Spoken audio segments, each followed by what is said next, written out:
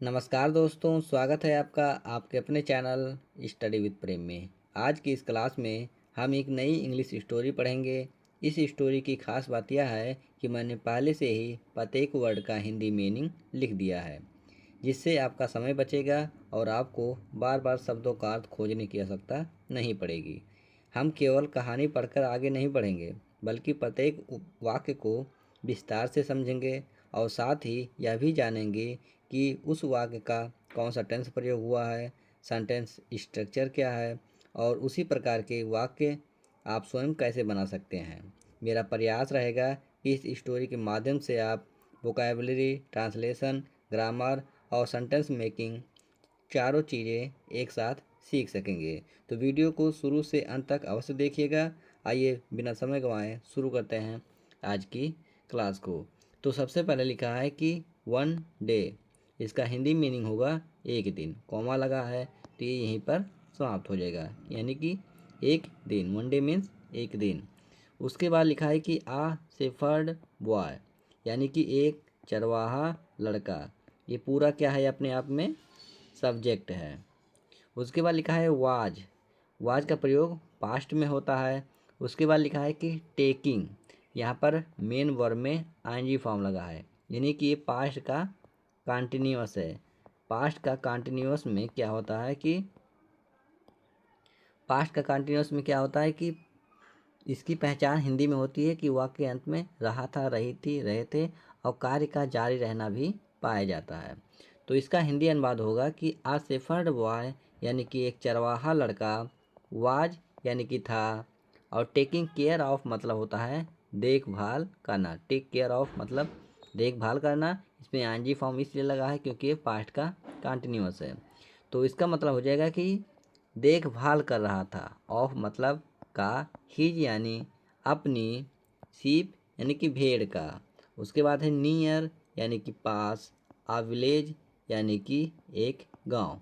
तो पूरे का मतलब हो जाएगा पूरे सेंटेंस का कि एक चरवाहा लड़का एक गांव के पास अपनी भेड़ का देखभाल कर रहा था। इसका ये ट्रांसलेशन होगा। उसके बाद है कि ही फेल्ट बोर्ड। ही इसमें सब्जेक्ट है, इसका मतलब होगा वह, और फेल्ट ये है आपका मेन वर्ब, और मेन वर्ब का ये सेकंड फॉर्म है क्योंकि पास्ट का इंडेफिनिट है। ही फेल्ट बोर्ड यानी कि वह ऊब गया था। एंड और वांटेड यानी कि चाहता था, सम फन यानी कि कुछ मज़ा, यानी कि वह ऊब गया और कुछ मज़ा चाहता था। ये भी आपका कौन सा टेंस है, पास्ट का इंडेफिनिट ही है क्योंकि इसमें भी केवल मेन वर्ब है और मेन वर्ब का सेकंड फॉर्म है। उसके बाद है कि सडनली यानी कि अचानक से, ही साउटेड वह चिल्लाया। ही साउटेड वह चिल्लाया, ये क्या है आपका पास्ट का इंडेफिनिट है। पास्ट का इंडेफिनिट में क्या इसकी पहचान क्या होती है कि वाक्य के अंत में ता था, ते थे, ती थी आता है, और या फिर या आएगा, ई आएगा, ई ऊ आएगा। तो यहाँ पर हो जाएगा ही साउटेड यानी कि वह चिल्लाया। वुल्फ वुल्फ यानी कि भेड़िया भेड़िया। हेल्प हेल्प यानी कि मदद करो मदद करो। द विलेजर्स यानी कि गांव वाले। हियर्ड यानी कि सुना, ये भी पास्ट का इंडिफिनिट है क्योंकि मेन वर्ब का सेकंड फॉर्म लगा है। तो पूरे इसका मतलब हो जाएगा कि गांव वालों ने सुना। हिज क्राइस यानी कि उसकी चिल्लाहट या फिर उसकी चिल्लाने की आवाज़। एंड और रैन यानी कि दौड़े। To help him, help money यानी कि मदद करने के लिए, हिम यानी कि उसकी। तो पूरे का मतलब हो जाएगा कि गांव वालों ने उसकी चिल्लाहट सुनकर मदद करने के लिए उसकी ओर दौड़े। उसके बाद है कि बट लेकिन, व्हेन यानी कि जब, दे रीच्ड देयर, दे यानी कि वे, रीच्ड यानी कि पहुँचे, देयर यानी कि वहाँ। लेकिन जब वे वहाँ पहुँचे, दे फाउंड तो वे या फिर उन्होंने पाया, नो वुल्फ यानी कि कोई भेड़िया नहीं। तो यानी कि जब उन्होंने, हाँ, जब वे वहाँ पहुँचे तो उन्हें कोई भेड़िया नहीं मिला। आप ऐसे भी बोल सकते हो। उसके बाद है the boy laughed at them. The boy यानी कि लड़का, लाफ्ड यानी कि हंसा, एट यानी कि पर, देम यानी कि उन पर, यानी कि लड़का उन पर या फिर उन सभी पर हंसा। यहाँ पर भी क्या है, पास्ट का सेकंड फॉर्म ही है, सॉरी पास्ट का इंडेफिनिट ही है क्योंकि मेन वर्ब का सेकंड फॉर्म है। उसके बाद है कि आ फ्यू डेज लेटर।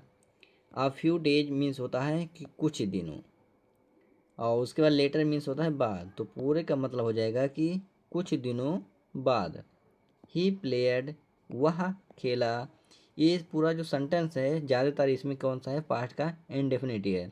तो एक दो बार मैंने समझा दिया है तो आप समझ जाइएगा कि अगर केवल मेन वर्ब का सेकंड फॉर्म लगा है और उसके बाद हेल्पिंग वर्ब जिसमें नहीं है तो पास्ट का इंडेफिनिट है। तो यहाँ पर हो जाएगा ही प्लेयड यानी कि वह खेला, द सेम ट्रिक यानी कि वही चालाकी, अगेन यानी कि दोबारा। तो आप ऐसे भी कह सकते हो कि उसने वही शरारत दोबारा की, क्योंकि हमें क्या करना है, ट्रांसफॉर्मेशन करना है। तो आप ऐसे भी बोल सकते हो कि कुछ दिनों बाद वह यानी कि वह लड़का वही शरारत दोबारा की, या फिर वही चालाकी दोबारा से खेला। उसके बाद है कि द विलेजर्स यानी कि गांव वाले, केम यानी कि आए, रनिंग यानी कि दौड़कर, यानी कि गांव वाले दौड़कर आए, बट लेकिन, वंस यानी कि एक बार, अगेन यानी कि दोबारा, यानी कि एक बार और, आप ऐसे भी बोल सकते हो वंस अगेन यानी कि एक बार और, अगेन मतलब दोबारा भी होता है, लेकिन जब दोनों को एक साथ में पढ़ोगे तो एक बार और भी आप बोल सकते हो। तो हो जाएगा लेकिन एक बार और, देयर यानी कि वहाँ पर, वाज यानी कि था, नो वुल्फ यानी कि नहीं भेड़िया, यानी कि वहाँ पर भेड़िया नहीं था, लेकिन एक बार और वहाँ भेड़िया नहीं था। उसके बाद है कि दे बिकेम एंग्री। दे यानी कि वे, बिकेम यानी कि हो गए, एंग्री यानी कि क्रोधित, एंड और, वेंट बैक। वेंट यानी कि चले गए, बैक यानी कि वापस, यानी कि वे क्रोधित होकर वापस चले गए, इसका मतलब यही होगा। उसके बाद है कि वन डे यानी कि एक दिन, आ रियल वुल्फ यानी कि एक वास्तविक वुल्फ यानी कि भेड़िया, केम यानी कि आया, टू द फील्ड यानी कि खेत में। तो एक दिन वास्तव में या फिर वास्तविक भेड़िया खेत में आया, यानी कि अभी तक वो झूठ बोल रहा था कि भेड़िया आया, तो आज क्या हुआ कि आज सच में एक भेड़िया आया। आप ऐसे भी बोल सकते हो। द वुल्फ यानी कि भेड़िया, स्टार्टेड यानी कि शुरू कर दिया, अटैकिंग यानी कि हमला करना, द शीप यानी कि भेड़ों पर, यानी कि भेड़िए ने भेड़ पर हमला करना शुरू कर दिया। उसके बाद हो जाएगा कि द बॉय यानी कि लड़का, वाज यानी कि था, फ्राइटेंड यानी कि डर गया, यानी कि लड़का डर गया था, एंड और, साउटेड यानी कि चिल्लाया, लड़का डर गया था और चिल्लाया, वुल्फ वुल्फ यानी कि भेड़िया भेड़िया, प्लीज हेल्प मी कृपया मदद करो मेरी, या फिर कृपया मेरी मदद करो। द विलेजर्स यानी कि गांव वाले, हियर हिम उसको या फिर उसकी आवाज़ सुनी, या फिर आप ऐसे भी बोल सकते हो कि गांव वालों ने उसकी आवाज़ सुनी, बट लेकिन, दे यानी कि वे, थॉट यानी कि सोचा, दे का मतलब वे या फिर उन्होंने दोनों होता है, तो लेकिन उन्होंने सोचा, ही यानी कि वह था, सॉरी वाज यानी था, जोकिंग अगेन यानी कि मजाक कर रहा दोबारा। तो गांव वालों ने जब उसकी आवाज़ सुनी तो उन्होंने सोचा कि वह दोबारा मजाक कर रहा था। उसके बाद है कि nobody came to help him. Nobody यानी कि कोई नहीं, केम यानी कि आया, टू मतलब के लिए, हेल्प यानी कि मदद, हिम यानी कि उसकी।